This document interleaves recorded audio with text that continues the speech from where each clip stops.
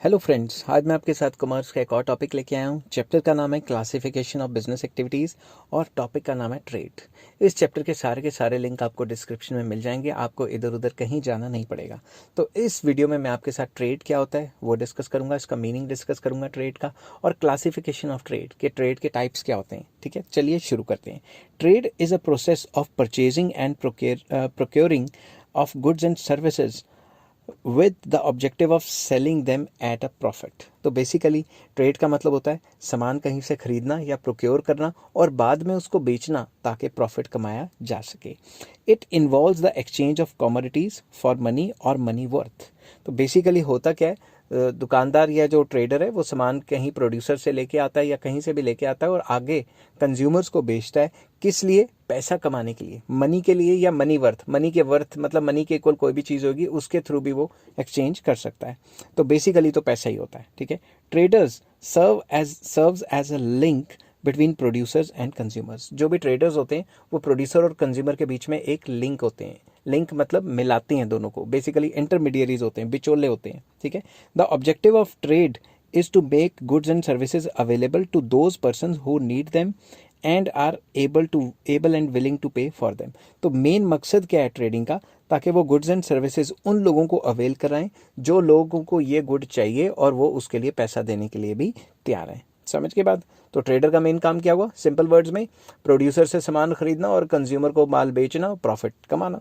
ठीक है, नेक्स्ट आ जाता है क्लासिफिकेशन ऑफ ट्रेड। क्लासिफिकेशन हो गया, टाइप्स ऑफ ट्रेड हो गया, कितने टाइप्स के ट्रेड होते हैं। तो चलिए शुरू करते हैं। सबसे पहले होम ट्रेड और domestic trade.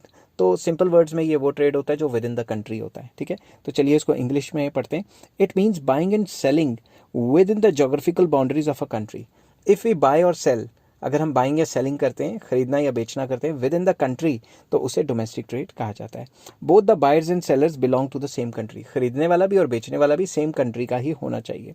Payments in this type of trade are made in the currency of the country. जो इस टाइप की जो ट्रांजैक्शंस होती हैं, खरीदना बेचना होता है, वो होम करेंसी मतलब जिस कंट्री में ट्रेड हो रहा है उस कंट्री की करेंसी में खरीद बेच किया जाता है। मतलब सेलिंग एंड बाइंग उसी कंसर्न करेंसी में होती है। It is also called internal trade. इसको इंटरनल ट्रेड भी कहा जाता है। And domestic trade is of two types. Domestic trade दो तरीके का होता है। पहला है होलसेल ट्रेड। होलसेल ट्रेड क्या होता है? It implies buying and selling of goods in large quantities. जब भी आप प्रोड्यूसर से सामान बल्क में खरीदो, लार्ज क्वांटिटीज में खरीदो और प्रोड्यूसर आपको फिर डिस्काउंट वगैरह दे, तो जब भी लार्ज क्वांटिटीज में खरीदा जाता है सामान बाय द ट्रेडर, उसे हम होलसेल ट्रेड कहते हैं। Goods are sold to industrial users और इंस्टीट्यूशनल बायर्स। इसमें क्या होता है? गुड्स को बल्क में सेल किया जाता है। कहाँ पे? इंडस्ट्रियल यूजर्स को। जैसे इंडस्ट्री वाले ने रॉ मटेरियल बल्क में खरीद लिया, या कोई इंस्टीट्यूशनल बायर है, कोई बहुत बड़ा वो है, क्या कहते हैं, रिटेल स्टोर, उसने बल्क में खरीद लिया। Traders engage in wholesale trade are called wholesalers. वो ट्रेडर्स जो होलसेल पे सामान खरीदते हैं, बल्क में सामान खरीदते हैं, सस्ते रेटों पे सामान खरीदते हैं, उसे होलसेल ट्रेडर्स कहा जाता है, उनको होलसेलर्स कहा जाता है।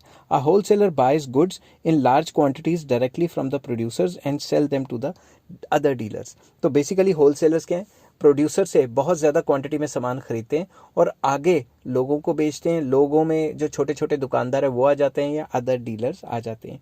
ही serves as a connecting link between the producers and the retailers. Basically ये प्रोड्यूसर और रिटेलर मतलब दुकानदार के बीच में लिंक है, होलसेलर। ठीक है, a wholesaler specialises in limited variety of goods. जो होलसेलर्स होते हैं वो लिमिटेड वेराइटी ऑफ गुड्स में काम करते हैं। मान लो बिस्किट का है तो बिस्किट में ही डील करेगा, कपड़े का है तो कपड़े में डील करेगा, दवाइयों का है तो दवाइयों में डील करेगा। ठीक है, a wholesaler generally has to keep a large stock of goods. Wholesaler के पास ज़्यादातर बहुत ज़्यादा बल्क में सामान आता है, क्योंकि उसने दुकानदारों को बेचना है, तो दुकानदार भी इतना ज़्यादा लेके जाएंगे तो उसके पास तो खुद सोचो कितना ज़्यादा सामान पड़ा होगा। तो वो बल्क में डील करता है, बल्क क्वांटिटी में डील करता है। ठीक है, नेक्स्ट आ जाता है रिटेल ट्रेड। रिटेल ट्रेड क्या है? छोटे दुकानदार। ठीक है, it involves buying and selling of goods in small quantities. जब भी हम दुकानदार से सामान खरीदने जाते हैं तो वो रिटेल ट्रेड है, मतलब स्मॉल क्वांटिटीज में बाइंग एंड सेलिंग करना। Traders engaged in retail trade are called retailers. तो जो भी ट्रेडर्स छोटी क्वांटिटी का सेल परचेज करते हैं उनको रिटेलर्स कहा जाता है, जो आम दुकानदार है। ठीक है, a retailer buys goods from the wholesalers and producers. Wholesaler से भी खरीद सकता है, क्या पता प्रोड्यूसर से ले ले, and sell them directly to the ultimate consumer. मगर वो बेचता किसको है? अल्टीमेट कंज्यूमर को बेचता है सामान। He serves as a connecting link between wholesalers and consumers. तो रिटेलर दुकानदार किसके बीच में लिंक है? कंज्यूमर के और होलसेलर के बीच में तकरीबन एक लिंक बन जाता है। He generally keeps a wide variety of goods and maintains personal contact with the consumers. तो बेसिकली जो दुकानदार हैं, रिटेलर्स हैं, वो वाइड वेराइटी ऑफ गुड्स को मेंटेन करते हैं और वो अच्छे कॉन्टैक्ट बना के रखते हैं। किन के साथ? कस्टमर के साथ, क्योंकि कस्टमर के साथ अच्छे लिंक बना के रखेंगे तो खुद सोचो, तभी तो कस्टमर उनकी दुकान पे आएगा। Retail trade is final stage of distribution. तो जब भी मार्केट में माल डिस्ट्रीब्यूट हो रहा होता है तो जो रिटेल ट्रेड है उसका लास्ट चेन होता है, मतलब लास्ट पॉइंट होता है, और उसके बाद कंज्यूमर के पास चला जाएगा। और कंज्यूमर के पास अगर माल चला गया तो आप खुद सोचो, उसके बाद कंज्यूमर तो अपनी कंजम्पशन के लिए रखता है, बेचता नहीं है। नेक्स्ट आ जाता है इंटरनेशनल ट्रेड, और इसको फॉरेन ट्रेड और एक्सटर्नल ट्रेड भी कहा जाता है। It refers to buying and selling of goods and services between two or more than two countries. दो या दो से ज़्यादा कंट्रीज में अगर आपस में buying and selling of goods चल रहा है तो उसे हम फॉरेन ट्रेड या इंटरनेशनल ट्रेड कहते हैं। मैंने यहाँ इंटरनेशनल के स्पेलिंग गलत लिख लिए हुए हैं, मैं यहाँ कलेक्ट कर लेता हूँ। इंटरनेशनल, ठीक है, इंटरनेशनल लिख दिया था मैंने, ठीक है ना, वो कभी कभी स्पीड में हो जाता है। तो इंटरनेशनल ट्रेड, तो इंटरनेशनल ट्रेड या फॉरेन ट्रेड वो ट्रेड है जिसमें ट्रेड होता है between two or more than two countries. Foreign trade is also called external trade, तो इसको एक्सटर्नल ट्रेड भी कहा जाता है और इंटरनेशनल ट्रेड भी कहा जाता है। तो foreign trade is of following types. ये जो फॉरेन ट्रेड होता है वो कई टाइप का होता है, 3 टाइप का होता है बेसिकली। पहला होता है export. It implies the sale of goods to foreign countries. अगर होम कंट्री में रह के आप बाहर कहीं भी माल बेचते हो तो उसे एक्सपोर्ट कहा जाता है। दूसरा आ जाता है इम्पोर्ट।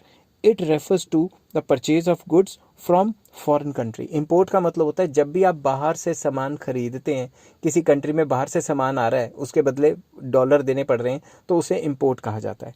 हर एक कंट्री में सामान मंगाना अलाउड नहीं होता, किसी कंट्री में कुछ सामान अलाउड होते हैं, कुछ अलाउड नहीं होते। तो उसी हिसाब से हमें वो मतलब रूल्स रेगुलेशन के हिसाब से इम्पोर्ट भी करना होता है और एक्सपोर्ट भी करना होता है। तो एक्सपोर्ट क्या हो गया कि अपने कंट्री का माल किसी और कंट्री में जाके बेचना। इम्पोर्ट क्या हो गया? बाहर से सामान खरीदना, बाहर से मतलब किसी और कंट्री से सामान खरीदना।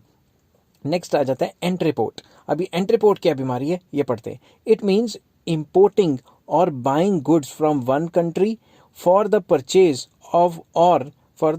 परचेज और एक्सपोर्टिंग और selling them to another country. Simple words में कि एक कंट्री से सामान इंपोर्ट कराना ताकि आप उसी परचेज को किसी और कंट्री में जाके बेच सको। समझ की बात? फिर से पढ़ता हूँ। इट मीन्स इंपोर्टिंग और buying goods from one country for the